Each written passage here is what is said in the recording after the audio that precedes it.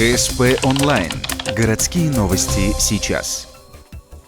Воскресенье, 11:00, поселок Шедаяк, спортивная база «Сияние Севера». В рамках ежегодной акции «Лыжня России» работники «Газпрома» проводят зимний праздник. Только за первый час зарегистрировалось более 500 человек. Старты небольшими группами. Для каждой 2 трассы. Дистанция в 1 километр и в символические 2016 метров. Параллельно идет турнир по валенкоболу. Необычный мини-футбол, где главное условие – валенки вместо бутс. В валенках, особенно которые идут по самое колено, играть очень тяжело.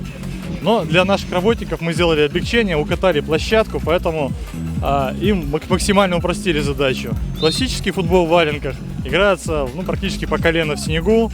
Это очень энергозатратное мероприятие.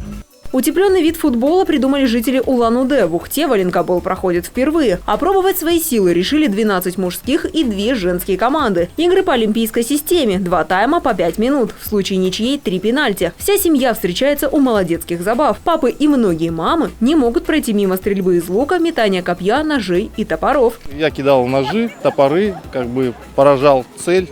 Чуть-чуть этим увлекаюсь, метанием. Это такой вид, можно сказать, спорта, что в зависимости какой нож, какая дистанция, это все нужно нарабатывать, это нужно накидывать. Это не значит, что с первого раза взял и попал все время в цель. Это не так просто все, как кажется. Такие выходные – это не только весело, но и полезно. Помимо укрепления здоровья, сплачиваются семьи. Активные ухтинцы могут принять участие в 34-й лыжне России уже на этой неделе. 19 февраля в микрорайоне Урмызе километры пробегут воспитанники детсадов и ученики начальных классов. А в воскресенье, 21 февраля, там же состоятся массовые забеги для всех желающих. Старт в 12:00.